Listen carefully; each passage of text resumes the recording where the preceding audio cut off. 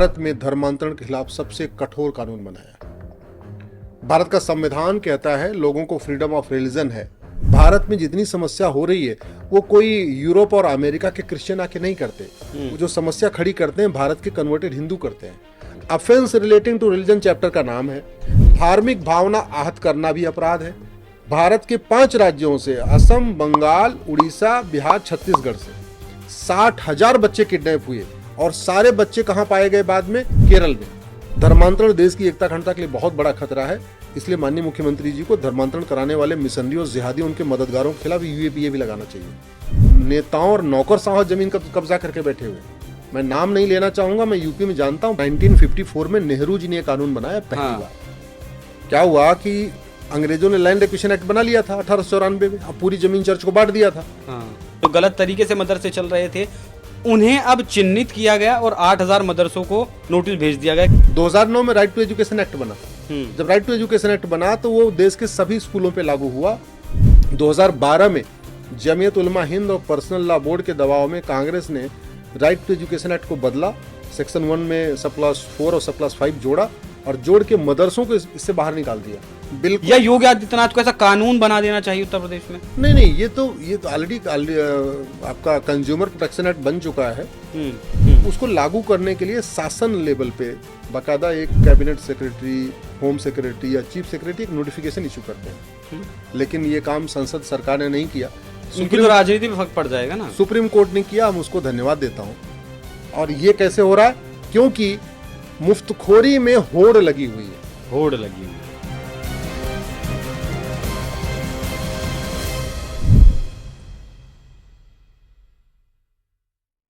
नमस्कार, NF news के खास प्रोग्राम में आपका स्वागत। अब तक आप समझ ही गए होंगे कि हम किस बारे में बात करने वाले हैं, किन मुद्दों पर बात करने वाले हैं। जिस तरीके से योगी आदित्यनाथ उत्तर प्रदेश में फैसले ले रहे हैं, उनसे क्या देश की और उत्तर प्रदेश की राजनीति की दशा और दिशा और क्या देश के हालात भी उनसे बदलने वाले फैसले योगी आदित्यनाथ ले रहे हैं। राहुल गांधी की भी बात करेंगे, अरविंद केजरीवाल की भी बात करेंगे, लेकिन सबसे पहले शुरुआत करेंगे उत्तर प्रदेश से, योगी आदित्यनाथ से। हमारे साथ मौजूद हैं सुप्रीम कोर्ट के वरिष्ठ वकील अश्वनी उपाध्याय। बहुत बहुत स्वागत है सर आपका एनएमएफ न्यूज पर। जिस तरीके से योगी आदित्यनाथ उत्तर प्रदेश में काम कर रहे हैं, धर्मांतरण का कानून 2021 में लेकर आए, 10 साल की उसमें सजा का प्रावधान किया, जुर्माने का प्रावधान किया, लेकिन अब ताउम्र जेल में रहने का उसमें प्रावधान कर दिया। तो क्या जिस तरीके से आप अक्सर कहते हैं कि कानून कड़े होने चाहिए, कानून का लोगों के भीतर खौफ होना चाहिए, तो क्या ये उसी दिशा में कदम है योगी आदित्यनाथ का? देखिए, सबसे पहले तो मैं माननीय मुख्यमंत्री योगी आदित्यनाथ जी को धन्यवाद दूंगा, बधाई दूंगा, उनको शुभकामना दूंगा कि उन्होंने पहली बार भारत में धर्मांतरण के खिलाफ सबसे कठोर कानून बनाया। भारत का संविधान कहता है लोगों को फ्रीडम ऑफ रिलीजन है, फ्रीडम ऑफ कन्वर्जन नहीं है। लेकिन आर्टिकल 25 का मिस इंटरप्रिटेशन किया जाता है। लोग फ्रीडम ऑफ रिलीजन की आड़ में फ्रीडम ऑफ कन्वर्जन शुरू कर देते हैं। और ये 75 साल से खेल चल रहा है कि हमें तो अपने पंथ की आज़ादी है, रिलीजन की आज़ादी है। आर्टिकल 25 की आड़ में सारा खेल होता था। लेकिन सच्चाई ये है कि धर्मांतरण एक गंभीर समस्या है।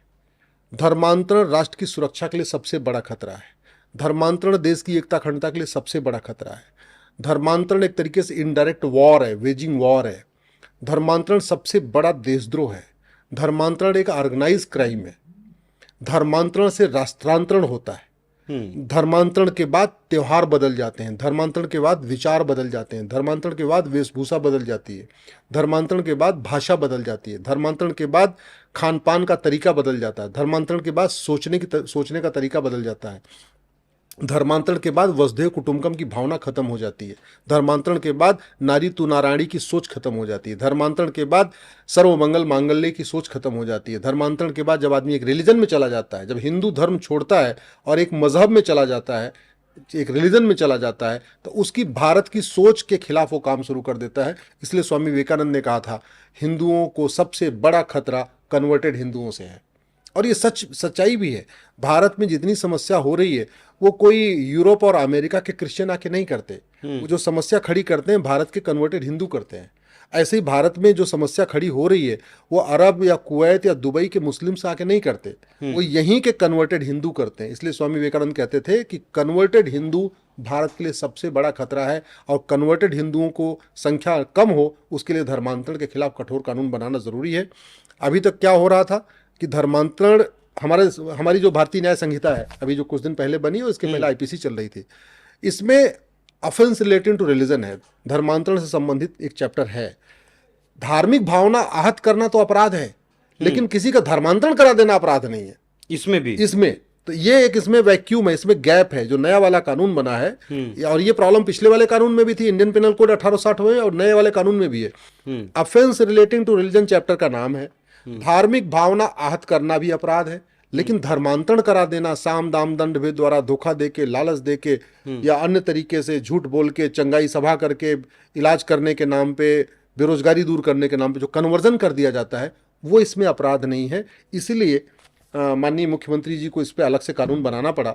और ये बहुत अच्छा है कि आप अगर एक व्यक्ति को कन्वर्ट करते हैं तो 3 से 7 साल, सामूहिक रूप से कन्वर्ट करते हैं तो 5 से 10 साल, अगर आप कन्वर्ट करने में बाहर से फंडिंग ले लेते हैं तो आजीवन 14 साल तक, और अगर आप किसी को कन्वर्ट करने के लिए किडनैप करते हैं तो आपको आजीवन कारावास तक की सजा का प्रावधान है। फॉरेन फंडिंग से भी आजीवन कारावास का प्रावधान है।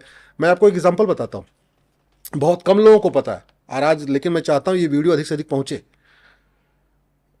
भारत के 5 राज्यों से असम, बंगाल, झारखंड, बिहार और उड़ीसा, इन 5 राज्यों से गरीब आदिवासी बच्चों को किडनैप किया जाता था। अब बेचारे गरीब, उनके बच्चे किडनैप हो जाते थे, वो थाना भी उनको नहीं पता थाना कहाँ है, भाई आदिवासी तो एकदम जंगलों में रहते हैं ना, और उनके बच्चे किडनैप हो जाते थे। किडनैप हो के ऐसे 60,000 बच्चे किडनैप हो गए। भारत की सबसे बड़ी घटना बता रहा हूं, आज तक कभी मीडिया में आया ही नहीं। भारत के 5 राज्यों से, असम, बंगाल, उड़ीसा, बिहार, छत्तीसगढ़ से 60,000 बच्चे किडनैप हुए, और सारे बच्चे कहां पाए गए बाद में? केरल में, केरल के यतीम खानों में, और उनको बाकायदा कन्वर्ट कर दिया गया था। तो मतलब कन्वर्ट करने के लिए किडनैपिंग होती है, ये वर्तमान भारत में हो रहा है। दूसरा, मुगल क्या करने आए थे? धर्मांतरण कराने। मुगल सत्ता के लिए थोड़ी आए थे, सत्ता के लिए आए होते तो राजा, जब उनको राज मिल गया तो राजपाट करते रहते। मंदिर क्यों तोड़ते? कन्वर्जन क्यों कराते? तलवार के दम पे कितने हमारे लोगों का हत्या क्यों कर देते? अंग्रेज क्या करने आए थे? केवल राजपाट के लिए नहीं आए थे। ये एक झूठा नैरेटिव है। अंग्रेज भी यहाँ धर्मांतरण कराने आए थे, मुगल यहाँ धर्मांतरण कराने आए थे। मुगलों ने सत्ता हथियाई, सत्ता का उपयोग किया धर्मांतरण कराने में। अंग्रेजों ने सत्ता हथियाई, सत्ता का उपयोग किया धर्मांतरण कराने में, और दुर्भाग्यवश वो वर्तमान भारत में भी हो रहा है। तो योगी जी ने जो किया बिल्कुल सही किया। मेरे तो योगी जी से और निवेदन करता हूं, इस कानून के साथ साथ एक बार पुलिस को स्पेशली और बोले, जो भी धर्मांतरण कराने और उनकी मदद करता है उसके खिलाफ एनएसए लगाएं, नेशनल सिक्योरिटी एक्ट। मेरी पीआईएल पे सुप्रीम कोर्ट कह चुका है कि धर्मांतरण राष्ट्र की सुरक्षा के लिए बहुत बड़ा खतरा है, उससे निपटने के लिए एनएसए है। मैं योगी जी से निवेदन करूंगा, अपने सारे कप्तान को कह दें कि जहां आदमी कोई धर्मांतरण कराने में पकड़ा जाए उसके खिलाफ एनएसए लगा दें, 1 साल जमानत नहीं होगी। दूसरा, धर्मांतरण देश की एकता अखंडता के लिए बहुत बड़ा खतरा है, इसलिए माननीय मुख्यमंत्री जी को धर्मांतरण कराने वाले मिशनरियों, जिहादियों, उनके मददगारों के खिलाफ यूएपीए भी लगाना चाहिए। माननीय मुख्यमंत्री जी को धर्मांतरण कराने वाले मिशनरियों, जिहादियों, उनके मददगारों के खिलाफ देशद्रोह की धारा भी लगाना चाहिए। धर्मांतरण कराने वाले मिशनरियों, जिहादियों, उनके मददगारों पे वेजिंग वॉर की धारा लगाना चाहिए। धर्मांतरण कराने वाले मिशनरियों, जिहादी और उनके मददगारों पे गैंगस्टर थ्रेट लगाना चाहिए। 100% प्रॉपर्टी जब्त करना चाहिए। और अब जो ये कानून आ गया है उसमें आजीवन कारावास का हो गया है, लेकिन नागरिकता खत्म करना वो राज्य सरकार के अधिकार में आता नहीं है। तो इसलिए मैं केंद्र सरकार से निवेदन करूंगा कि धर्मांतरण कराने वाले मिशनरियों, जिहादियों की नागरिकता खत्म करने के लिए जो सिटीजनशिप एक्ट है, जो पार्लियामेंट में ही बना हुआ है, तो पार्लियामेंट में उसको बदला जा सकता है, उसमें बदलाव करें और इनकी नागरिकता खत्म करने के लिए भी प्रावधान करें। इस बिल पर मैं बात करूंगा, लेकिन एक छोटी सी टिप्पणी में आपकी चाहूंगा कि अभी आपने एक शब्द का इस्तेमाल किया, हिंदू और कन्वर्टेड हिंदू। जी, कन्वर्टेड हिंदू आप उन्हें कह रहे हैं जो मुगलों के वक्त पर कन्वर्ट हुए, या जो आज कन्वर्ट हो रहे हैं? भारत में 2 ही लोग हैं, भारत में केवल 2 ही कैटेगरी है, एक हिंदू है, बाकी कन्वर्टेड। 20% भारत में हिंदू हैं, 20% कन्वर्टेड हिंदू हैं। चाहे वो पहले तलवार के दम पे कन्वर्ट हो गए या आज की डेट में हो रहे हैं।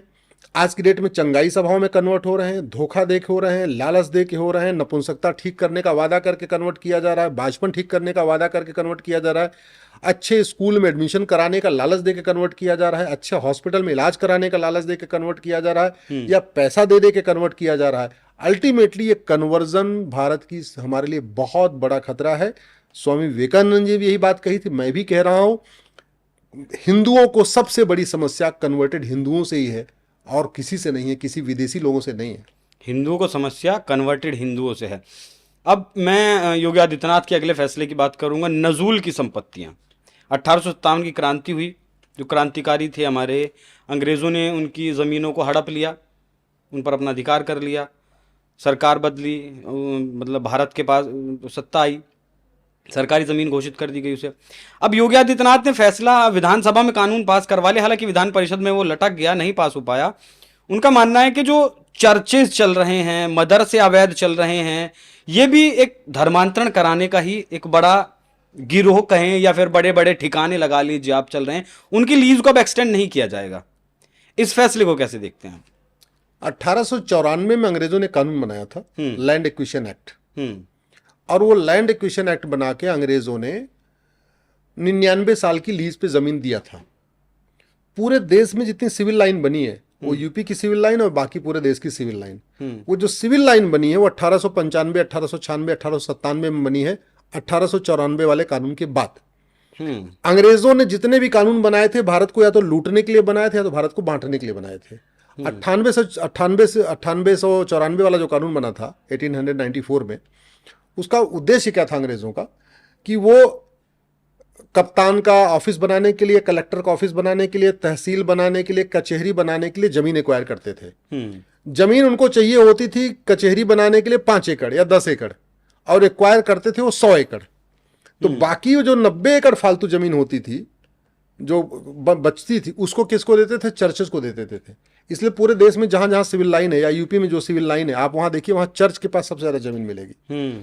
तो पहले मुगलों ने जमीन को मतलब औने पौने तरीके से बंदर बांट किया, अपने लोगों को मजबूत किया। अंग्रेज जब आए तो अंग्रेजों ने 1894 लैंड, तो पहले नजूल, पहले जो मुगल काल में क्या हुआ, नजूल के नाम पे इसको बांटी गई, जिसको मन किया उसको दान दिया, फलाने मौलवी को दे दिया, फलाने भूले शाह को दे दिया, फलाने फन्ने शाह को दे दिया, ऐसे ऐसे करके जमीन बांट दिया। अंग्रेज आए तो उन्होंने मुगलों से सीखा कि यार मुगल तो अपने बांट के चले गए जमीन, लाओ हम थोड़ा चर्च को भी बांट देते हैं। तो अंग्रेजों ने कानून बना के चर्च को बांट दिया, और सबकी 99 साल की लीज पूरी हो चुकी है। नजूल की जो जमीन मुगलों ने बांटा, उनकी भी 99 साल की लीज पूरी हो गई है। 1894 के हिसाब से चर्चेज की भी पूरी हो गई। 1894 में कानून बना, 1895, 96, 97 में बांटना शुरू किया, तो 1995, 1996 या 2000 आते आते सबकी लीज पूरी हो चुकी है। चाहे वो सिविल लाइन की जमीन है, या बहुत सारे वहां स्कूल चल रहे हैं, मेडिकल कॉलेज चल रहे हैं, या चर्च चल रहे हैं, या मज़ारें जो बन गई हैं, दरगाहें बन गई हैं। मज़ारे दरगाहें तो हालांकि उसको कब्जा करने के लिए बनाई जा रही हैं, अदरवाइज अब एक नया खेल और चल रहा है। जो नज़ूल की ज़मीनें हैं जो उनको मिली हुई हैं, उस पर परमानेंट कब्जा उनका बना रहे, उस पर कोई ज़मीन आके वापस न ले ले, उस पर क्या कर दे रहे हैं, मज़ार बना दे रहे हैं, दरगाह बना दे रहे हैं। जबकि मज़ार दरगाह ये अपने आप में अन इस्लामिक है, अन कुरानिक है। मज़ार दरगाह तो इस्लाम में हराम है, लेकिन उन जमीन पे कब्जा करने के कब्जा बनाए रखने के लिए उसमें मज़ारें बना रही हैं, दरगाहें बन रही हैं।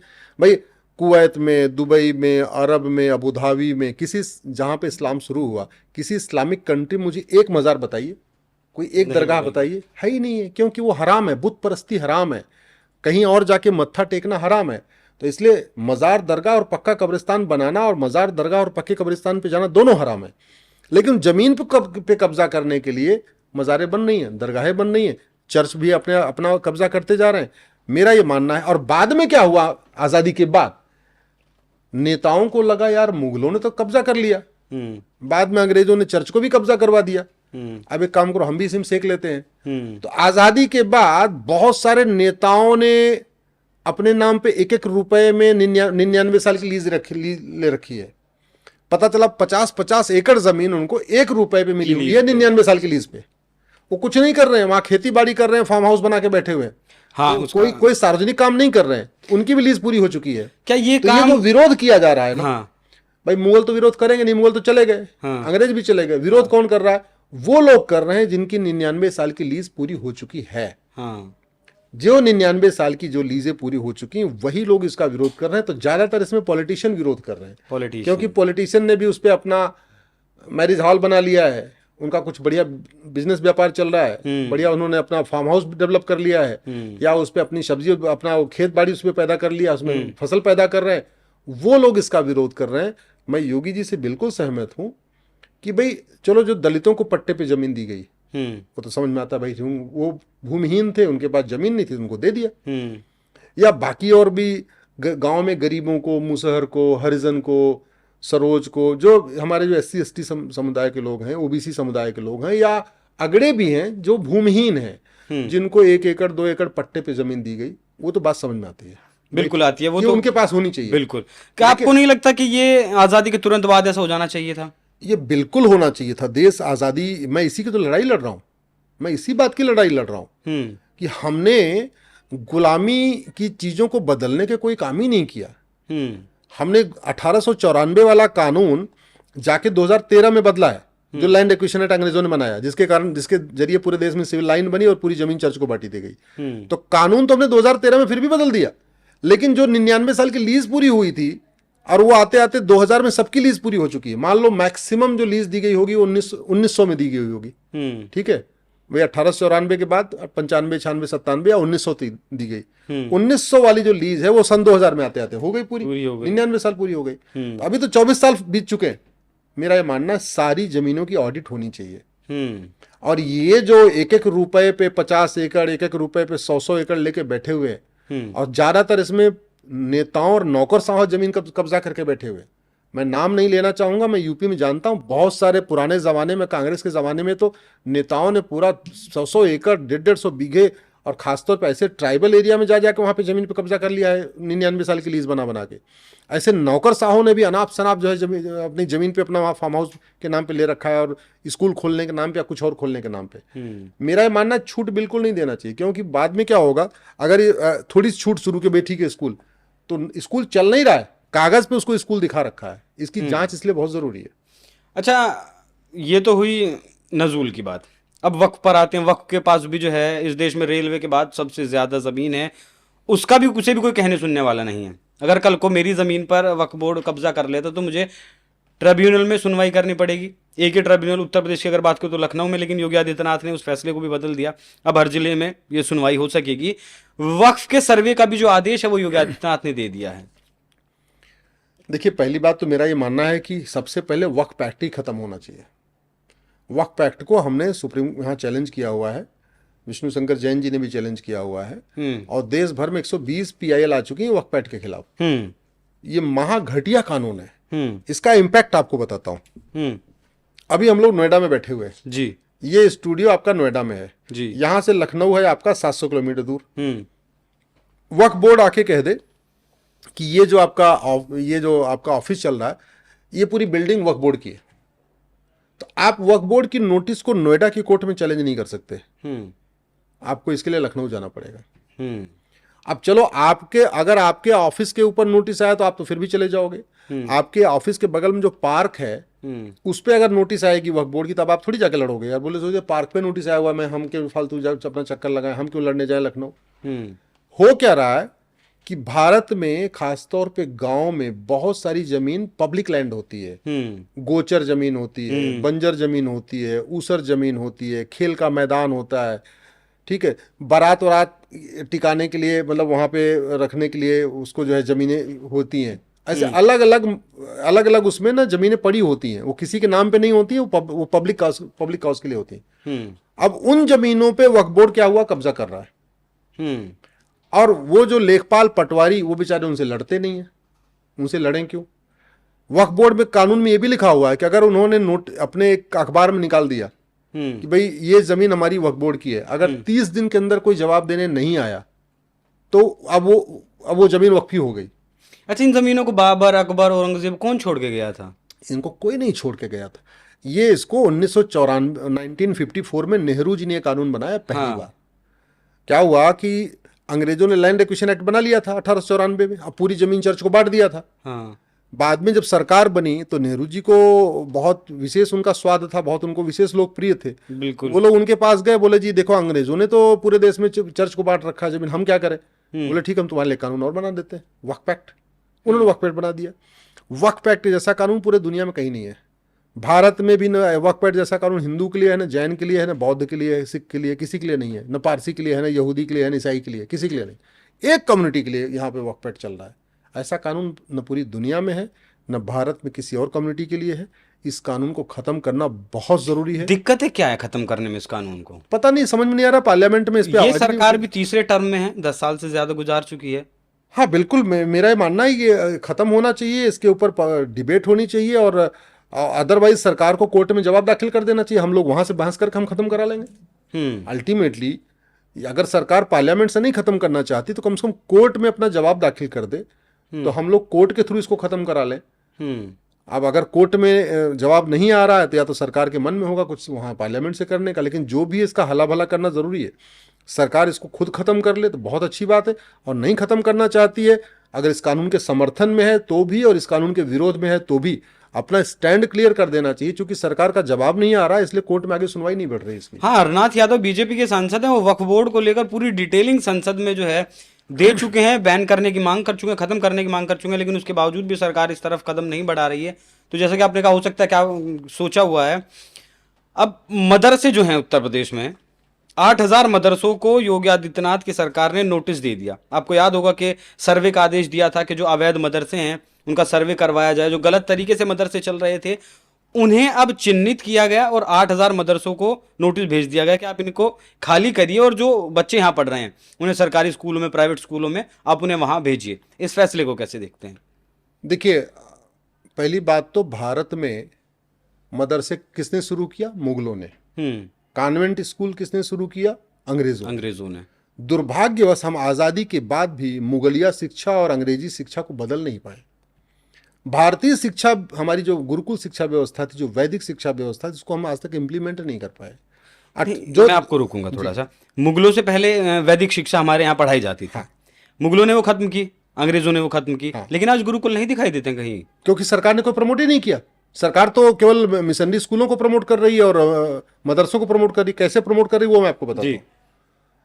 2009 में राइट टू एजुकेशन एक्ट बना। जब राइट टू एजुकेशन एक्ट बना तो वो देश के सभी स्कूलों पे लागू हुआ। उस कानून में ये लिखा हुआ है कि जिस भी स्कूल में 14 साल तक के बच्चे पढ़ेंगे वो स्कूल राइट टू एजुकेशन के दायरे में आएगा। इसका मतलब हुआ जिले का जो शिक्षा अधिकारी है वो उन स्कूलों के रेगुलर ऑडिट भी करेगा, जाके देखेगा भी क्या पढ़ाया जा रहा है, क्या नहीं पढ़ाया जा रहा है, पढ़ाने वाले कौन हैं, जो टीचर हैं उनकी मिनिमम क्वालिफिकेशन क्या है, वो सब चेक होगा। 2012 में जमीयत उलमा हिंद और पर्सनल लॉ बोर्ड के दबाव में कांग्रेस ने राइट टू एजुकेशन एक्ट को बदला। सेक्शन 1 में सब क्लास 4 और सब क्लास 5 जोड़ा और जोड़ के मदरसों को इससे बाहर निकाल दिया। तो हो क्या रहा है, आज की डेट में मदरसों में क्या पढ़ाया जा रहा है ये किसी को नहीं पता। सरकारी जो शिक्षा अधिकारी हैं, बेसिक शिक्षा अधिकारी जो BSA जिसको बोलते हैं, वो जाकर ऑडिट भी नहीं कर सकते, वहाँ देख भी नहीं सकते कि यहाँ पे किताब कौन सी चल रही है। भारत में लाखों की संख्या में मदरसे चल रहे हैं, लेकिन मदरसों में कौन सी किताब चलती है किसी को नहीं पता। मदरसों में कौन पढ़ा रहा है किसी को नहीं पता, क्या पढ़ाया जा रहा है किसी को नहीं पता। बाकी स्कूलों के लिए TET अनिवार्य हो गया है कि टीचर एलिजिबिलिटी टेस्ट, कि टीचर वो बनेगा जो TET क्वालिफाई कर लेगा। मदरसों में वो नियम ही नहीं है। मदरसों के लिए, मतलब मदरसे में पढ़ाने के लिए TET होना नहीं चाहिए। संविधान कहता है सबको इक्वल अपॉर्चुनिटी मिलनी चाहिए। कॉन्स्टिट्यूशन का आर्टिकल 16, इक्वल अपॉर्चुनिटी तब मिलेगी जब भारत में यूनिफॉर्म एजुकेशन होगा। और इसीलिए 2011 में सुप्रीम कोर्ट की 3 जजों की बेंच ने एक केस था, के श्याम सुंदर वर्सेस स्टेट ऑफ तमिलनाडु, उस केस में कहा था कि अब समय आ चुका है कि भारत में यूनिफॉर्म एजुकेशन सिस्टम लागू किया जाए। 14 साल तक यानी 8वीं तक 1 नेशन 1 सिलेबस हो, 1 नेशन 1 करिकुलम हो, 1 नेशन 1 एजुकेशन बोर्ड हो। लोग अपनी अपनी मातृभाषा में पढ़े, तमिलनाडु अपनी भाषा में पढ़े, बंगाल वाला अपनी भाषा में पढ़े, लेकिन 8वीं तक यानी 14 साल तक सभी बच्चों का सिलेबस एक होना चाहिए, करिकुलम होना चाहिए। उस जजमेंट के अनुसार के श्याम सुंदर वर्सेस स्टेट ऑफ तमिलनाडु के अकॉर्डिंग भारत में न मदरसा होना चाहिए, न मिशनरी स्कूल चलना चाहिए, न ICSE बोर्ड होना चाहिए, न CBSE बोर्ड होना चाहिए। एक शिक्षा बोर्ड होना चाहिए, भारतीय शिक्षा बोर्ड। एक सिलेबस होना चाहिए, एक करिकुलम होना चाहिए। 8वीं तक सभी बच्चे एक किताब पढ़ लें। उसके बाद अगर जिसको धार्मिक में इंटरेस्ट है तो वो अपना जिसको गीता पढ़ना है गीता पढ़े, जिसको अपना कुरान पढ़ना है कुरान पढ़े, जो बाइबल पढ़ना है बाइबल पढ़े।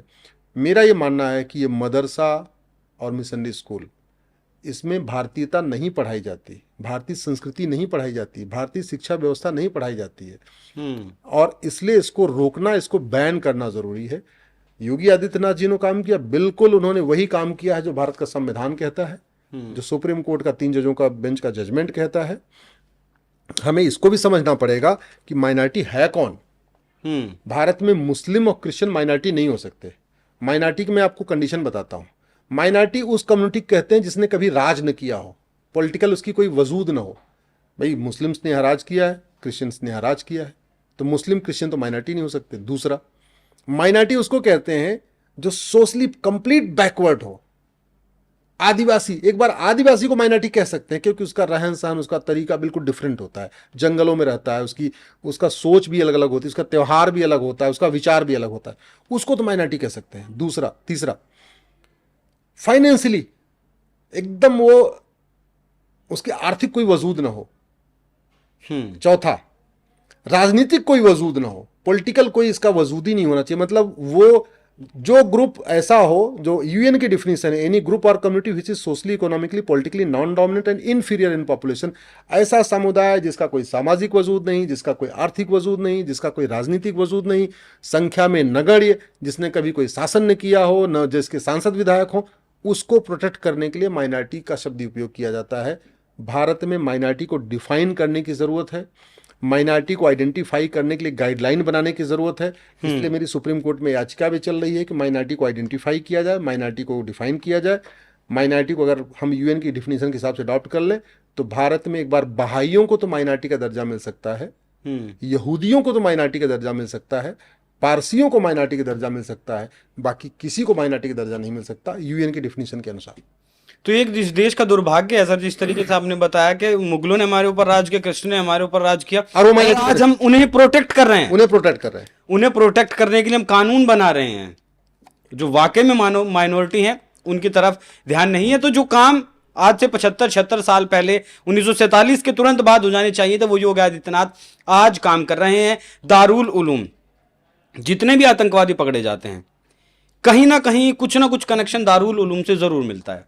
वो भी एक मदरसा है, 5000 मदरसे उसके अंतर्गत देश में चलते भी हैं, लेकिन उसमें किसी की जाने की हिम्मत नहीं है। वहां जाकर देख ले क्या चल रहा है, कितने विदेशी छात्र हैं, विदेशी छात्र वो पढ़ क्या रहे हैं, क्या कर रहे हैं, तैयारी किस चीज की, कुछ नहीं पता। तो ये चीजें सरकार को देखनी होंगी। योगी आदित्यनाथ इस पर काम कर रहे हैं। एक और विवाद अभी हाल फिलहाल में आया, नेम प्लेट का विवाद। उस पर जो है आपने बात भी की खुलकर।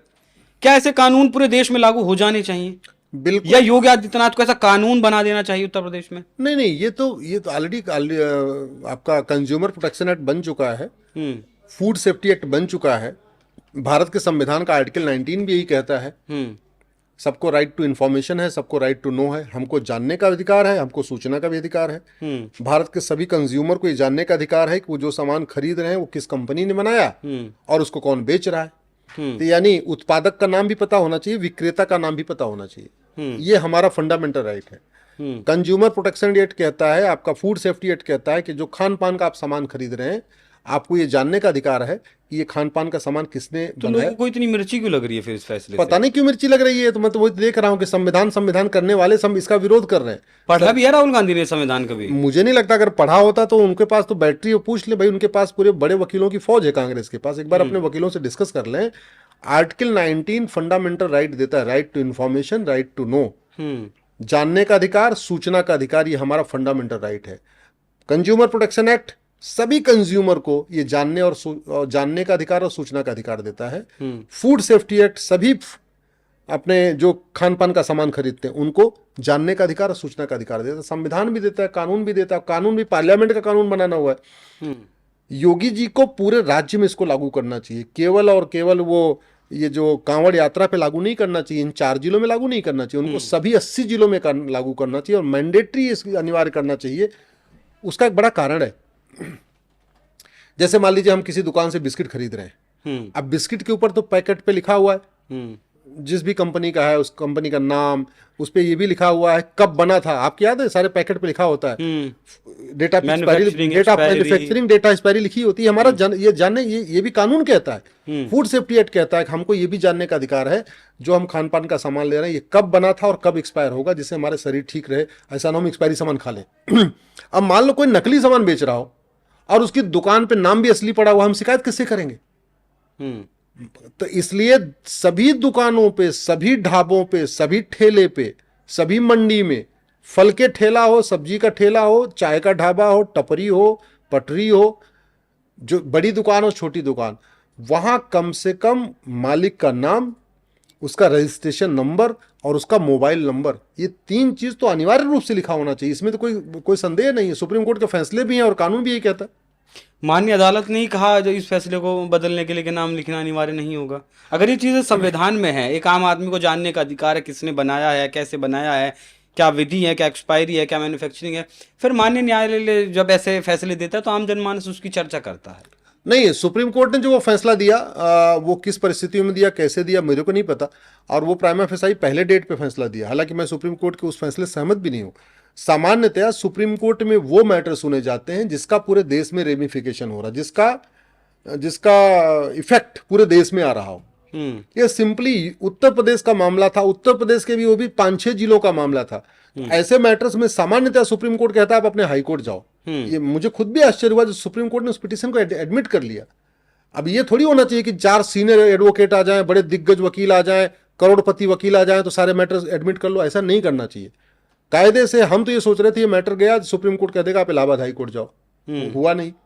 अच्छा, हुआ भी नहीं तो नोटिस इशू करने पे बिना अपोजिट पार्टी को सुने हुए, बिना स्टेट को सुने हुए स्टे भी कर दिया। ये भी और भी आश्चर्य वाली बात थी। ऐसी कोई आग थोड़ी लगी जा रही थी उस पर। तो भाई ठीक है, नोटिस इशू कर देते और हम कहते अगले दिन सुन लेते, वो भी समझ में आती। लेकिन कम से कम एक बार राज्य सरकार को सुन तो लेना चाहिए था। इसमें जो थोड़ी सी मिस्टेक हुई थी सरकार से ये हुई थी, जब कोई कानून बनता है पार्लियामेंट का ना, उसको लागू करने के लिए शासन लेवल पे बाकायदा एक कैबिनेट सेक्रेटरी, होम सेक्रेटरी या चीफ सेक्रेटरी एक नोटिफिकेशन इशू करते हैं। तो सेंट्रल का कानून इंप्लीमेंट करने के लिए वो डीएम कलेक्टर इंप्लीमेंट नहीं करते अपने स्तर से, उसको लिए बाकायदा शासन से नोटिफिकेशन होना चाहिए था। मुझे लग रहा है शायद वो इसमें नहीं हुआ था। इसका फायदा उठाया दूसरे कुछ खामियां रह गई और उसका फायदा उन्होंने स्टे करा लिया। लेकिन इससे नुकसान किसका हुआ इसको आप समझो। इससे नुकसान उन्हीं का हुआ जिसके लिए ये लोग गए थे सुप्रीम कोर्ट में। क्यों? क्योंकि पहले 5 वीडियो आते थे ना, तो लोग 2-3 वीडियो पे विश्वास करते थे, 2-3 पे नहीं करते थे। थूकने वाले वीडियो पे विश्वास कर लेते थे, लेकिन पेशाब करने वाले और लैट्रिन करने वाले वीडियो विश्वास नहीं करते थे। जब से सुप्रीम कोर्ट ये मामला गया और सुप्रीम कोर्ट ने स्टे कर दिया और पूरे देश में हंगामा शुरू हुआ, नाम नहीं बताएंगे, कागज नहीं दिखाएंगे, नाम नहीं बताएंगे, कागज नहीं दिखाएंगे, उसके बाद से अब जितने वीडियो आते हैं सब लोग 100% विश्वास करते हैं। और जहां तक नाम आइडेंटिफाई करने की बात, तो ठीक है, सुप्रीम कोर्ट ने कह दिया नेम प्लेट मत लगाना। अब लोगों ने उसका तरीका निकाल दिया। सबके पास स्मार्टफोन है, सब लोग ऑनलाइन पेमेंट करने लग गए हैं। अब मैंने तो ये देखा है कि लोग जा रहे हैं, सामान बाद में खरीदते हैं, पहले स्कैन करके देख लेते हैं इसका नाम क्या है। तो एक तरीके से सुप्रीम कोर्ट ने जो स्टे कर दिया है ना, वो खाई को और बढ़ा दिया। सुप्रीम कोर्ट ने स्टे करके उस मैटर को थोड़ा और बढ़ा दिया है। आज की डेट में कई जगह महसूस किया, लोग दुकान पे जूस की दुकान पे पहुंच रहे हैं, चाय की दुकान पे पहुंच रहे हैं, तो पहले चाय खरीदते नहीं है, पहले जूस नहीं खरीदते, पहले वो स्कैन करते हैं, अच्छा नहीं ये, और फिर आगे बढ़ जाते हैं। ऐसा मैंने खुद 2-3 बार अनुभव किया। दूसरा, पहले तो लोग मानते थे ठीक है, रोटी पे थूक दिया, फल पे थूक दिया, सब्जी पे थूक दिया, ये समझ में आती है। लेकिन वो जो पेशाब करने का वीडियो, रसगुल्ले में पेशाब कर रहे हैं, मिठाई के ऊपर पेशाब कर रहे हैं, बिस्किट के ऊपर पेशाब कर रहे हैं। एक वीडियो आया कि वो भगोने में, पतीले में पूरी दाल रखी हुई है अरहर की, उसमें लैट्रिन कर रहा है वो तो। और वो पूरी एक भगोने की दाल 20-50 लोग खाएंगे उसको, लैट्रिन की हुई दाल। लेकिन इसका जो समाधान है, मुझे नहीं लगता समाधान केवल नेम प्लेट लगाना है। समाधान क्या है? उसको सोच को बदलना पड़ेगा, पाक नापाक की सोच को। समाधान इसका नेम प्लेट लगाना नहीं है। समाधान है इसका मदरसा बंद किया जाए, भारत में समान शिक्षा लागू किया जाए। वो पहले भारत की जो भारत विरोधी सोच है, जो हिंदू विरोधी सोच है, जो ईमान और काफिर वाली सोच है, जो पाक और नापाक वाली सोच है, कहां से आती है? स्कूल से आती है। बच्चा ये सब कहां सीखता? पेट में तो कोई न हिंदू होता है, न मुसलमान, न पारसी, ईसाई। अल्टीमेटली पैदा होने के बाद ही कोई हिंदू बन जाता है, कोई पारसी, कोई ईसाई। मैंने आप ही को सुना था कि 6 महीने बाद ही जो है वो माँ को सुनता है। तो वो सोच खत्म करने के लिए जरूरी है कि भारत में समान शिक्षा लागू किया जाए। भारत में भारतीय हमारी संस्कृति क्या है, हमारा इतिहास क्या है, हमारा गौरव क्या है, जानने की जरूरत है। हमारी विचारधारा क्या है, वसुधैव कुटुंबकम क्या है, अष्टांग योग क्या है, वो स्कूलों में पढ़ाया जाए। केवल नेम प्लेट लगाने से इतना हो जाएगा, चलो आदमी उस दुकान को देखेगा, बाइकाट, और हो रहा है, बाइकाट शुरू हो चुका है। लेकिन प्रेम तभी आपस में बढ़ेगा जब सबकी किताब एक होगी, सबकी शिक्षा एक होगी। अच्छा सर, यहाँ एक सवाल और पनपता है। योगी आदित्यनाथ ने एक राज्य में एक मार्ग पर कावड़ यात्रा के लिए नेम प्लेट का जो आदेश दिया, उसके बाद मामला सुप्रीम कोर्ट तक पहुंच गया। लेकिन एक तरफ अब देश के जो 80% हिंदू हैं उन पर हलाल सर्टिफिकेट थोपा जा रहा है। उसके लिए मुझे नहीं लगता कि लड़ाई इस स्तर पर जो है लड़ी जा रही है कि सुप्रीम कोर्ट में चले गए, सुप्रीम कोर्ट ने, माननीय अदालत ने फैसला भी सुना दिया। हलाल सर्टिफिकेट क्या है? हमें जरूरत नहीं है हलाल सर्टिफिकेट की। नहीं, या एक बिस्किट पे, एक चाय के पैकेट पे हलाल सर्टिफिकेट की जरूरत क्या है? क्यों चल रही हैं फैक्ट्रियां? कहां जा रहा है इनका पैसा? पहली बात तो ये जो हलाल इकोनॉमी है लगभग 50,000 करोड़ की है हर साल। 50,000 करोड़ रुपए हलाल इकोनॉमी से आ रहा है, और ये सारा का सारा पैसा कन्वर्जन पे खर्च हो रहा है, कन्वर्ट करने पे खर्च हो रहा है। ठीक है। दूसरा, हलाल के खिलाफ एक पिटीशन आई थी सुप्रीम कोर्ट में, लेकिन फिर वो सेकुलरिज्म का कीड़ा काट लिया और उस पिटीशन को रिजेक्ट कर दिया। हालांकि मैंने उस पिटीशन पढ़ी नहीं कि उस पिटीशन में उन्होंने क्या क्या ग्राउंड रेज किए थे, कितना वो सही था। कई बार ऐसा भी होता है कि पिटीशन में विषय बड़ा अच्छा है, लेकिन आपके पिटीशन में फैक्ट अच्छे नहीं है, आपने अच्छा ग्राउंड नहीं लिया, सही से उसको ड्राफ्ट नहीं किया, तो भी कई बार खारिज हो जाती है। ऐसा भी होता है, कई बार मैंने देखा है।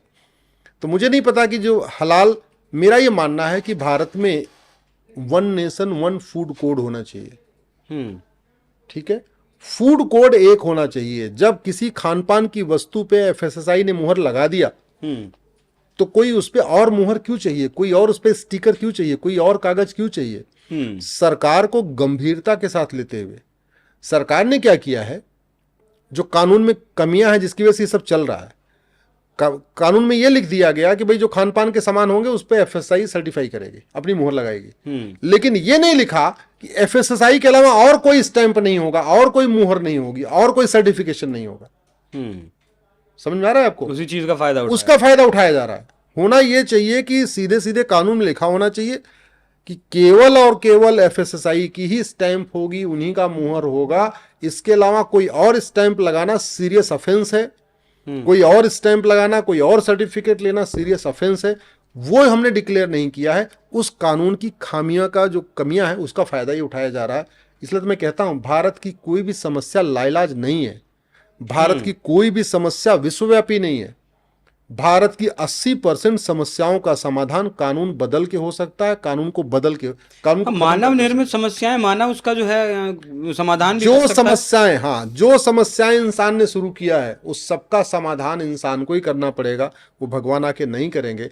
और मेरा ही मानना है कि मानव निर्मित सभी समस्याओं का इलाज कानून के जरिए हो सकता है।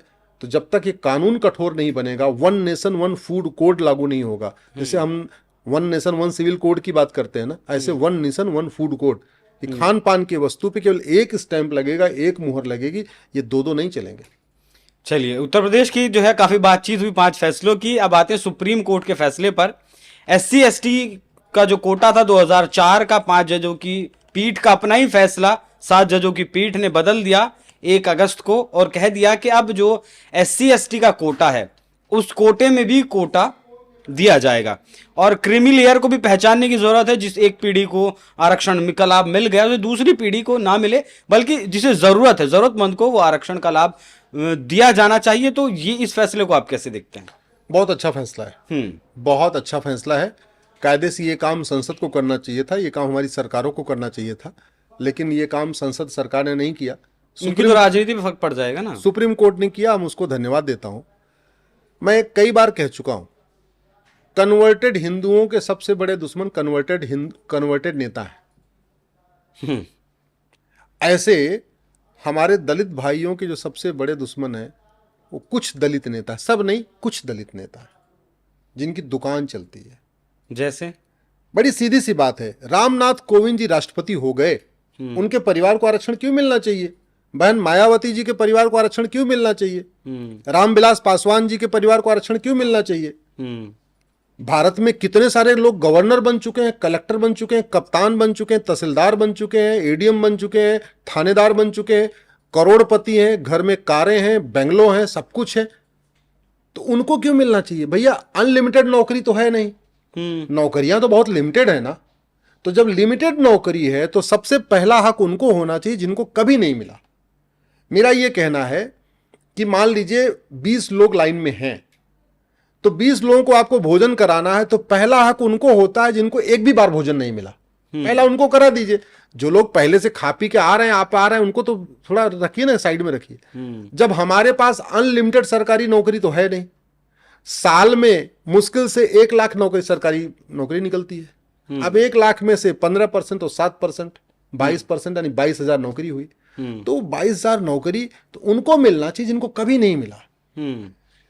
आईआईटी में, जेई में, नीट में, इंजीनियरिंग में, मेडिकल में, आईएएस में, आईपीएस में, उनको पहला हक मिलना चाहिए जिनके परिवार को कभी नहीं मिला। मान लीजिए दिल्ली में उदित राज जी हैं, अब उदित राज जी रिजर्वेशन के सहारे आईएएस बन गए, उनकी वाइफ भी आईएएस है, रिजर्वेशन के सहारे उदित राज जी बाकायदा एक बार सांसद भी बन गए। तो उदित राज जी के बच्चे को नौकरी क्यों मिलनी चाहिए? नौकरी उसको मिलना चाहिए जो झाबुआ में रहती है, मध्य प्रदेश, छत्तीसगढ़ या असम या झारखंड में रहती है, जो घर में काम करती है, जिसके माता पिता रिक्शा चलाते हैं या जिसके माता पिता मजदूरी करते हैं, लेबर का काम करते हैं, सड़क बनाते हैं, उनको मिलना चाहिए। उनका बच्चा एक बार सरकारी नौकरी का फायदा उठाए, वो भी कप्तान बने, थानेदार बने, कलेक्टर बने, डॉक्टर बने, इंजीनियर बने, जिससे उसकी जनरेशन चेंज हो जाए। अब हो क्या रहा है, नौकरियां तो लिमिटेड है, तो यही लोग बार बार खाए जा रहे हैं। मैं तो कई ऐसे परिवार को जानता हूं, एक ही एक घर में 3-3 आईएएस, एक एक घर में 4-4 डॉक्टर, एक एक घर में 5-5 इंजीनियर, एक घर में पता चला प्रोफेसर भी है, कलेक्टर भी है, पुलिस में भी अच्छे अधिकारी हैं, बैंक में भी मैनेजर, सब एक ही परिवार में, सब कोटे से, और उनके बच्चों को भी फायदा मिल रहा है। कैसे, कितने, अभी इस बार जो आईएएस का सिलेक्शन हुआ है, वो एक कौन सी एक लेडी थी, ढाबी, क्या नाम है, जो भी है, टीना ढाबी, हाँ, अब उसके पिता इतने बड़े अधिकारी हो गए, उसको रिजर्वेशन क्यों मिलना चाहिए? अगर वो रिजर्वेशन का फायदा, जो विवाद चल रहा था पूजा खेड़कर वाला, उसको भी देख लीजिए, हाँ, उसको भी देख लीजिए। तो ये सुप्रीम कोर्ट का फैसला बिल्कुल सही है। इसमें एक चीज और करने की जरूरत है, जिसमें मेरा मानना है कि फर्जी डॉक्यूमेंट बनवाने को गंभीर अपराध घोषित करना चाहिए। अभी मैं देख रहा हूं कि एक ट्विटर हैंडल है, मेरे को नाम उसका नहीं याद आ रहा है, खुरपेज, हाँ, उसने 100 से ज्यादा आईएएस को एक्सपोज किया है। उसमें जिसके पिताजी पहले से ही करोड़पति हैं, उन्होंने ईडब्ल्यूएस का सर्टिफिकेट बनवा लिया है। जो बिल्कुल फिट है, खेलने में बढ़िया है, फर्स्ट क्लास, उन्होंने विकलांग का सर्टिफिकेट बनवा लिया है। और कुछ ने तो बाकायदा फर्जी जाति का सर्टिफिकेट भी बना लिया है और बाकायदा फायदा उठा रहे हैं। अब एक आदमी अगर फर्जी जाति का सर्टिफिकेट बनवा के या फर्जी ईडब्ल्यूएस का सर्टिफिकेट बना के या फर्जी जो है विकलांग का सर्टिफिकेट बना के कलेक्टर हो जाएगा या कप्तान हो जाएगा, तो किसी दूसरे का हक मार रहा है ना। तो वास्तव में मेरा ये मानना, इस फैसले का सबको स्वागत करना चाहिए। और अच्छी बात यह है, इस फैसले को जो लिखने वाले हैं वो खुद उसी कम्युनिटी से हैं, ये भी अच्छी बात है। बिल्कुल। तो इसलिए ये फैसला स्वागत ही हो गया है। मुझे लगता है धीरे धीरे करके हम जो एक बाबा साहब अम्बेडकर का सपना पूरा करना चाहते हैं, वो तब होगा कि जब एक बार सबको थोड़ा थोड़ा मिल जाए। ऐसा नहीं होगा कि एक परिवार में तो 4 जनरेशन से मिलता जा रहा है और एक परिवार को कभी मिला ही नहीं। हाँ नहीं, ये फैसला मुझे भी ऐसा लगता है कि बहुत पहले आ जाना चाहिए था, जो हर आदमी को विकास की मुख्यधारा से जुड़ने का मौका मिले। अब एक सवाल हाईकोर्ट से जुड़ा हुआ है, अरविंद केजरीवाल से जुड़ा हुआ है। हाईकोर्ट की जो है एक टिप्पणी है, उसमें उन्होंने कहा है कि दिल्ली की जो योजनाएं बनाई गई हैं वो 7-8 लाख की आबादी को ध्यान में रखकर बनाई गई हैं, लेकिन आज दिल्ली की आबादी लगभग 3.25 करोड़ से ऊपर है। क्यों? क्योंकि आप 10 साल से लगातार फ्री बीज दे रहे हैं। इससे दिल्ली में जो है वो लोग लगातार आ रहे हैं उन योजनाओं का फायदा लेने के लिए। तो इस तरीके से आप विकास के कार्य नहीं कर पाएंगे। देखिए, फ्री बीज का बहुत बड़ा नुकसान होता है। हाँ। जैसे मैं आपको एग्जांपल बताता हूं, जब आप पानी देते और पैसा लेते हो ना, तो आदमी पानी वेस्ट नहीं करता, लिमिटेड खर्च करता है, नहीं तो अनलिमिटेड खर्च करता है। आप बिजली जब पैसा लेते हो ना तो लिमिटेड खर्च करता है, नहीं तो अनलिमिटेड खर्च करता है। इसी तरीके से जब आप मुफ्त में चीजें देते हो ना, मुफ्त में मकान, दिल्ली में इतना क्राउड क्यों बढ़ रहा है? क्योंकि जहां झुग्गी वहीं मकान की योजना दिल्ली में चल रही है। दिल्ली में 10 लाख से ज्यादा तो बांग्लादेशी रहते हैं, और यहाँ क्यों रहते हैं? सबको लालच है कि दिल्ली में चलो तो एक तो फ्री बिजली मिल जाएगी, फिर गड्डियां भी बढ़ती हैं, दिल्ली में फ्री बिजली मिल जाएगी, फ्री पानी मिल जाएगा, नोट भी मिल जाएगा, राशन भी मिल जाएगा और मकान भी मिल जाएगा। तो करना क्या है, एक बार बस कैसे करके वहां से बॉर्डर से क्रॉस कर लो। और अभी तो एक वीडियो आया है कि यूट्यूबर ने दिखाया कि कैसे बांग्लादेश से भारत में इंटर करते हैं। कि आपने देखा नहीं? दिखाया, किसी यूट्यूबर ने दिखाया कि कैसे वो जगह जगह बने हुए वहां से आप इंटर कर सकते हैं। तो ज्यादातर बांग्लादेशियों का गढ़ दिल्ली बन चुका है। टीएमसी के टीएमसी के नेता के घर के नीचे सुरंग मिली है। और एक और भी वीडियो आया जो दिखा रहा है कि कैसे वो क्रॉस करके भारत में एंटर कर रहा है। दिल्ली सरकार ने जब यहाँ कोविड चल रहा था तो सारे जितने दिल्ली में रोहिंग्या बांग्लादेशी थे सबका वो बना दिया राशन कार्ड, सबका राशन कार्ड बना दिया, बड़ी सोची समझी साजिश के तहत। फिर क्या हुआ, दिल्ली के घुसपैठियों के पास जब एक डॉक्यूमेंट आ गया और वो भी सरकार ने दे दिया, वो फर्जी डॉक्यूमेंट नहीं, बाकायदा सरकार ने इशू किया आधार राशन कार्ड, उसके सारे उन्होंने आधार बनवा लिया। और जब 2 डॉक्यूमेंट हो गया तो फिर दिल्ली के घुसपैठियों ने बाकायदा बर्थ सर्टिफिकेट भी बनवा लिया, फिर उन्होंने डोमिसाइल सर्टिफिकेट भी बनवा लिया, फिर उन्होंने जो है अपना बैंक में खाता भी खोल लिया, उसके बाद उन्होंने अपना ड्राइविंग लाइसेंस भी बनवा लिया। तो आज के डेट में दिल्ली में रहने वाले बांग्लादेशी रोहिंग्याओं के पास 6-6, 7-7 डॉक्यूमेंट है। उतना दिल्ली के रहने वालों के पास जो दिल्ली के नागरिक हो गए, जो दिल्ली वाले असली हैं उनके पास उतने डॉक्यूमेंट नहीं है जितना कि बांग्लादेशी और रोहिंग्या घुसपैठियों के पास। ये बहुत बड़ा पाप किया है वोट बैंक के कारण। और वो सारे बांग्लादेशी और रोहिंग्या आम आदमी पार्टी को वोट देते हैं, सारे केजरीवाल को वोट दे रहे हैं। क्यों? क्योंकि उनको पता है ये है तो यहाँ हमारी जांच तो होगी नहीं, हमको जो है प्रोटेक्ट करके रखेंगे। और अब तो आप देख लो, जमुना जी के किनारे चलो, आप ओखला से चलो और आईएसबीटी होते होते मदनपुर खादर होते होते पूरा आप चले जाओ, आधी जमुना नदी को पाट लिया गया है।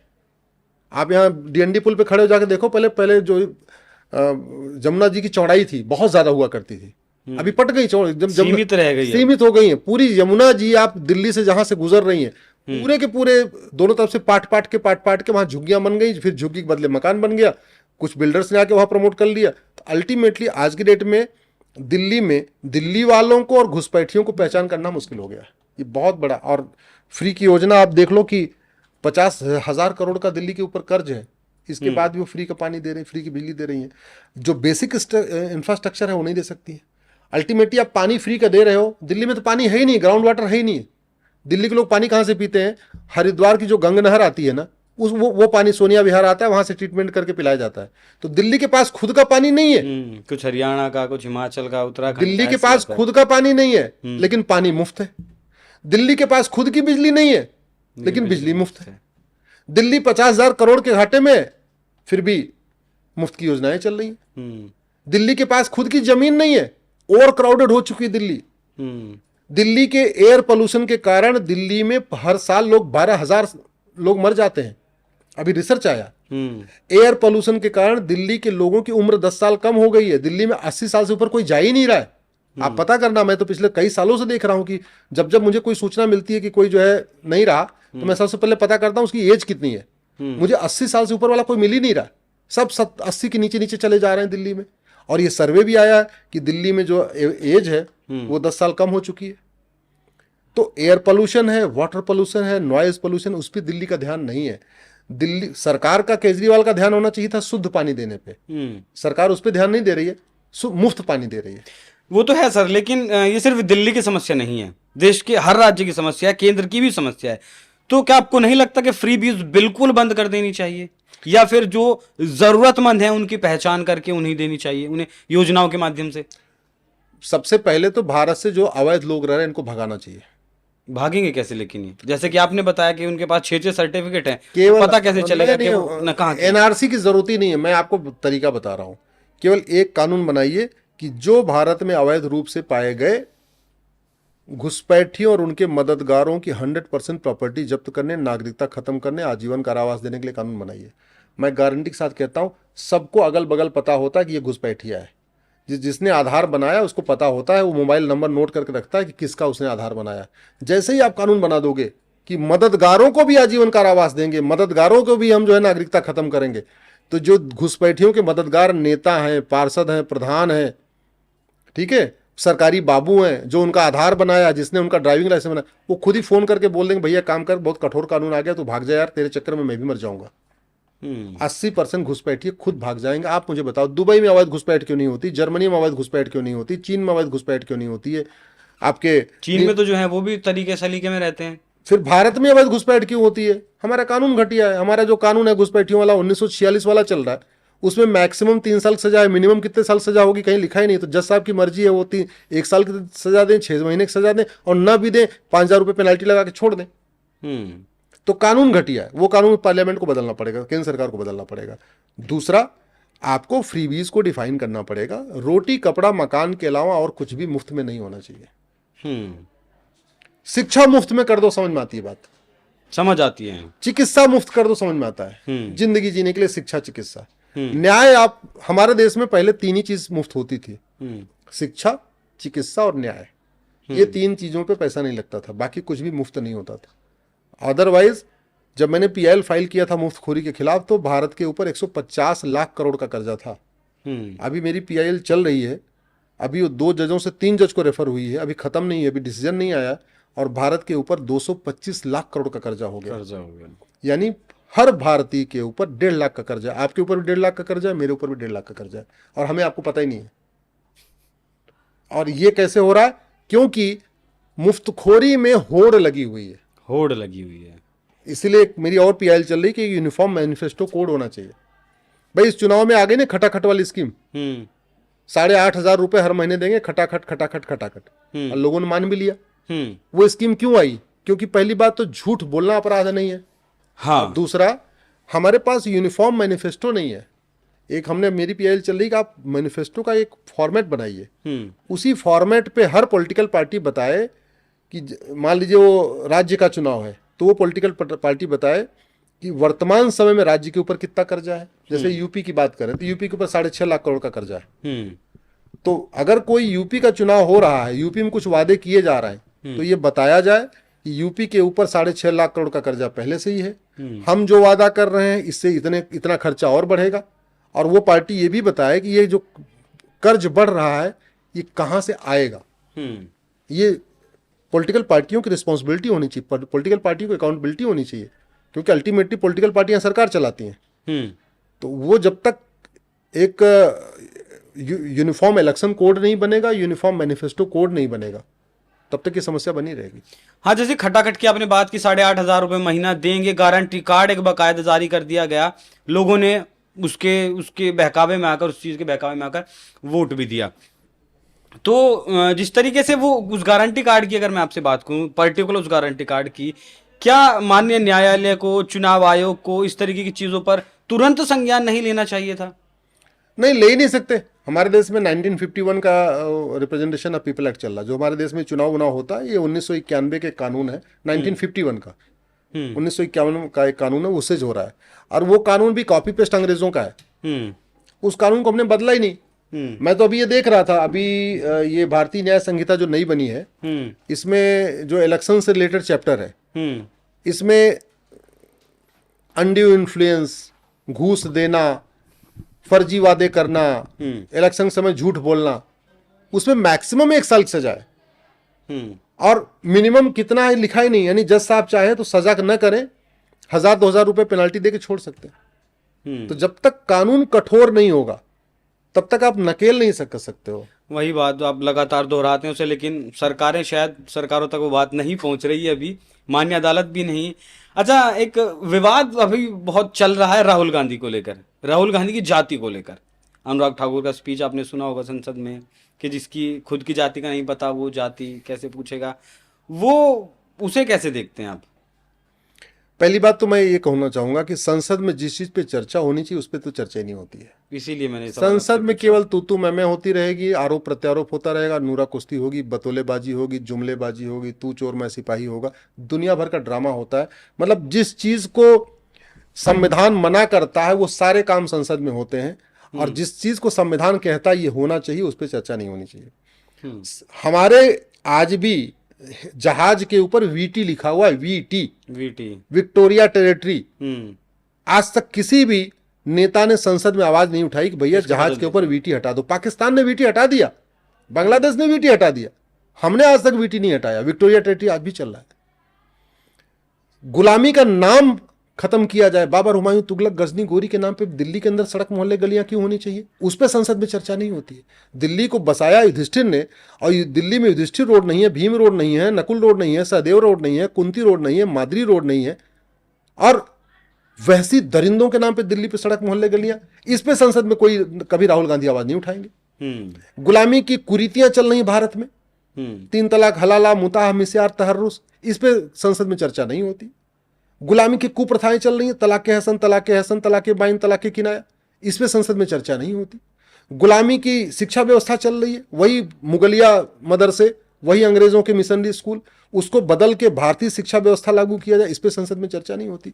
गुलामी की पुलिस व्यवस्था चल रही है, 1861 का पुलिस एक्ट चल रहा है। हमारी पुलिस आज भी, हमारे पूरे देश की पुलिस 1861 वाले पुलिस एक्ट से चलती है। तो भारत में एक यूनिफॉर्म पुलिस कोड बनाया जाए, इस पे चर्चा नहीं होती। एक यूनिफॉर्म एजुकेशन कोड बनाया जाए, इस पे चर्चा नहीं होती। भारत में प्रशासनिक व्यवस्था गुलामी वाली चल रही है, न्यायिक व्यवस्था गुलामी वाली चल रही है, टैक्स व्यवस्था गुलामी वाली चल रही है, बिजनेस व्यवस्था गुलामी वाली चल रही है। इसको बदलने पे चर्चा नहीं हो रही है कि भाई टैक्स रिफॉर्म करो, पुलिस रिफॉर्म करो, जुडिशियल रिफॉर्म करो, इलेक्शन रिफॉर्म करो, आप सिटीजन चार्टर लागू करो, ऐसी व्यवस्था करो। भारत के 800 जिलों में से कोई एक जिला बताइए जहां भ्रष्टाचार खत्म हुआ हो, उस पर संसद में चर्चा नहीं हो रही है। भारत की 6000 तहसील में कोई एक तहसील बताइए जो भ्रष्टाचार से मुक्त हो। तहसील हमारा कमीशन खोरी, दलाली का अड्डा बन चुका है, उस पर संसद में चर्चा नहीं हो रही। भारत का कोई एक थाना बताइए जो भ्रष्टाचार मुक्त हुआ हो, उस पर संसद में चर्चा नहीं हो रही है। भारत में 5 करोड़ मुकदमे डिस्ट्रिक्ट कोर्ट, हाई कोर्ट में, सुप्रीम कोर्ट में पेंडिंग है, और 5 करोड़ मुकदमों के कारण 5 करोड़ परिवार टेंशन में है। एक परिवार में एवरेज 6 आदमी मान के चलिए, तो 30 करोड़ लोग टेंशन में है, उस पर संसद में चर्चा नहीं हो रही है।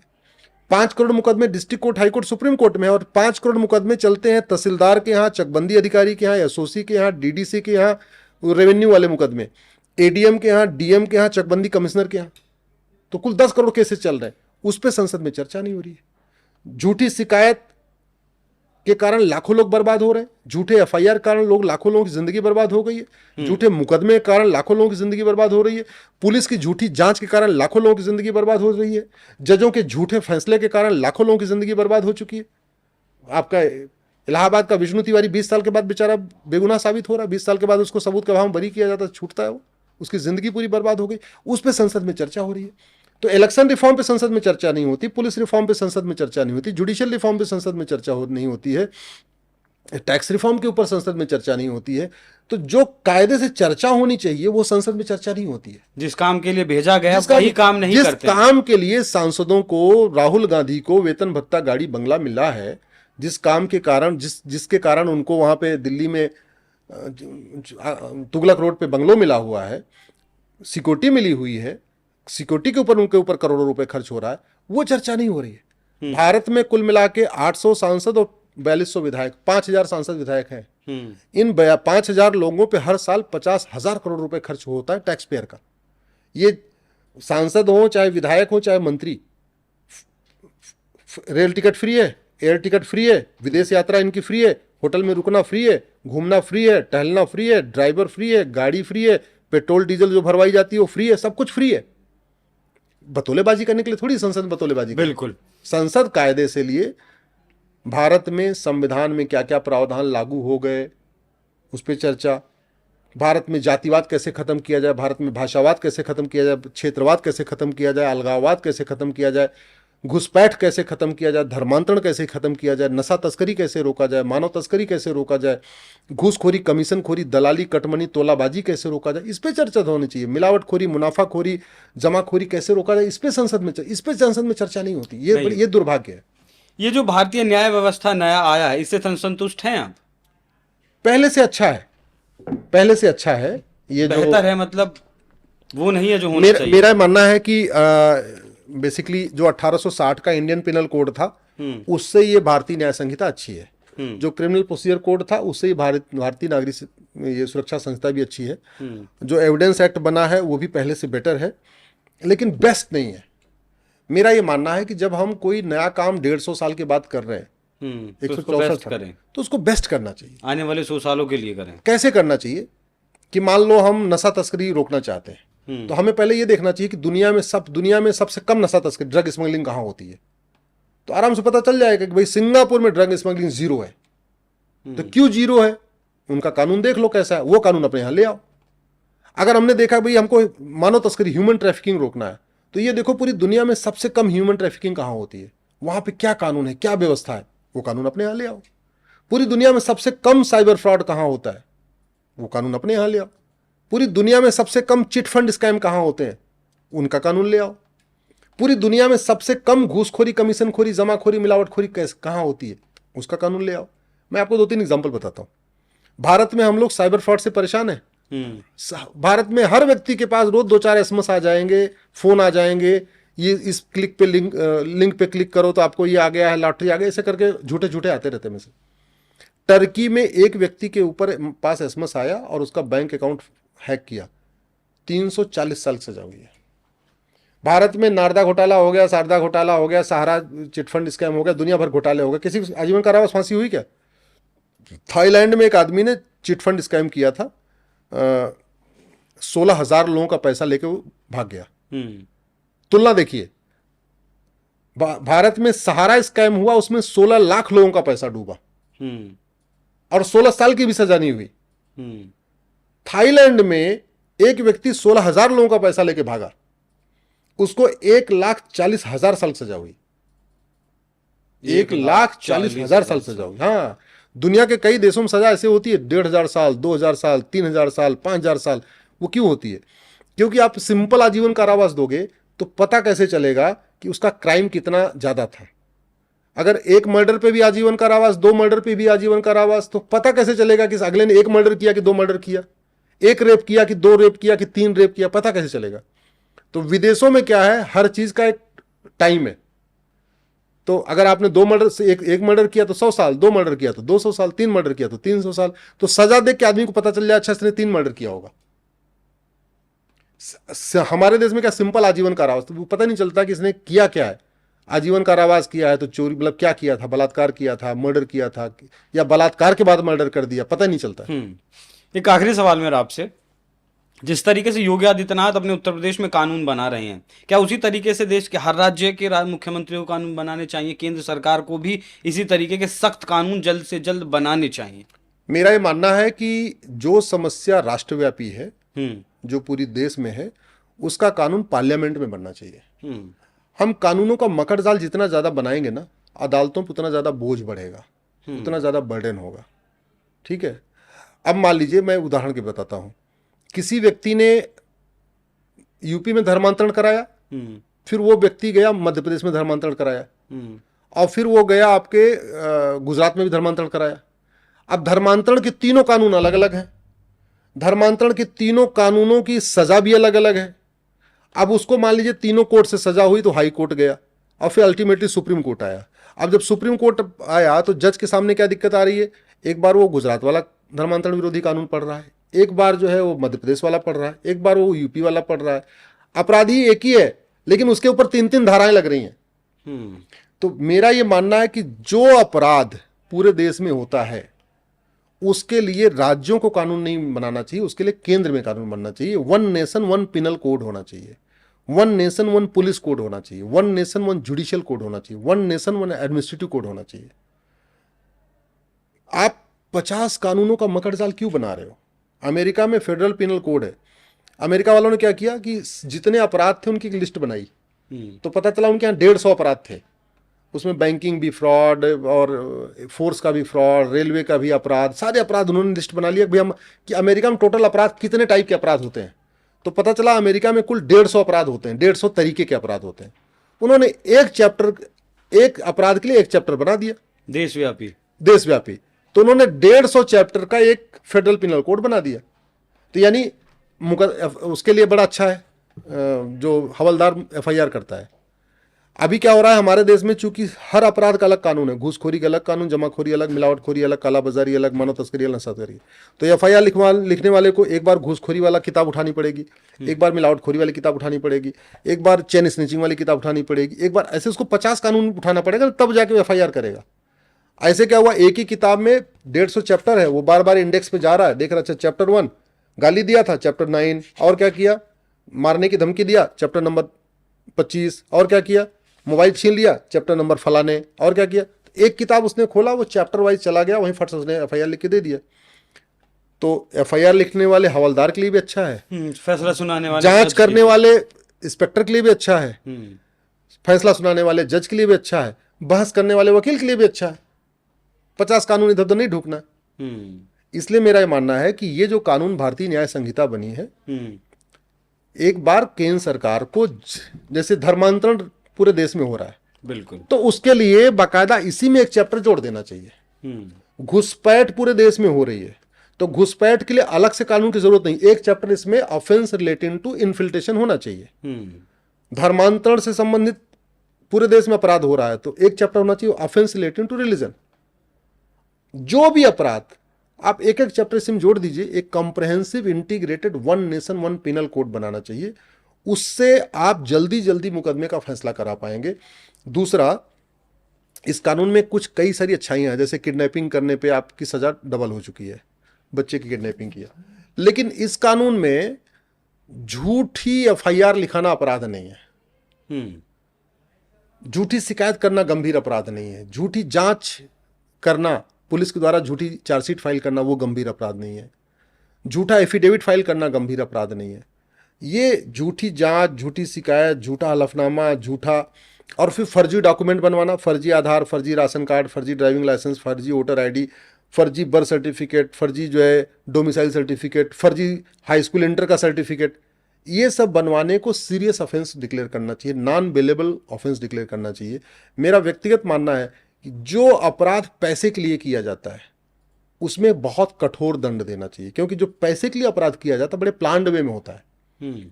रोड रेज एक बार क्षम्य हो सकता है, क्योंकि रोड रेज हो गई, एक झटके में लग गई, रोड रेज हो गई।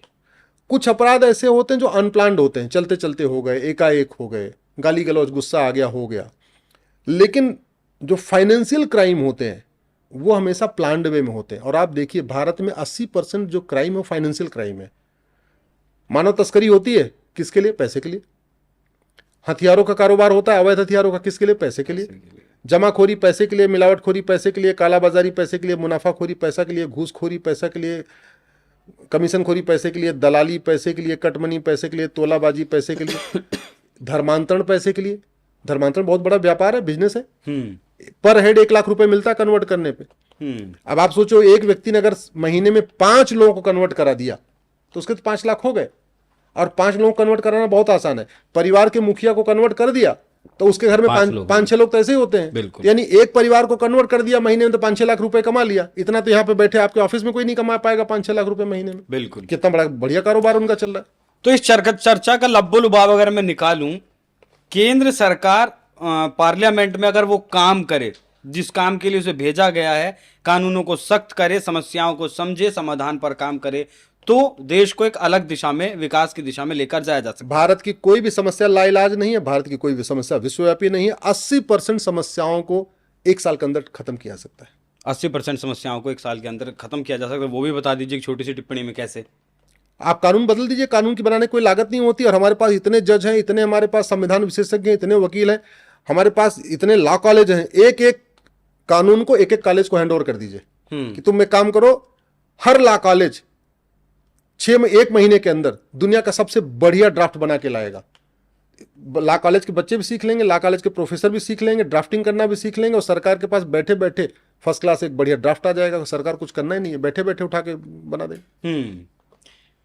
फैसला जितना जल्दी आएगा, कानूनों को जितना सख्त किया जाएगा, उसी के बाद जो है जो अपराध हो रहे हैं देश में उसे कवर किया जा सकता है। और योगी आदित्यनाथ अपने प्रदेश में जिस तरीके की कानून व्यवस्था लागू कर रहे हैं, कानून बना रहे हैं, फैसले ले रहे हैं, उससे वो उत्तर प्रदेश को एक अलग दिशा देने में लगे हैं। वैसे देश को भी एक अलग दिशा दी जा सकती है। तो बाकी जो चर्चा हर मुद्दे पर हमने की, जाहिर तौर पर है सर की सारी बातें आपको समझ आ गई होंगी। सर बहुत बहुत धन्यवाद आपका, जिस तरीके से आपने हर मुद्दे पर बेबाकी से और बड़ी आसान भाषा में समझाया है।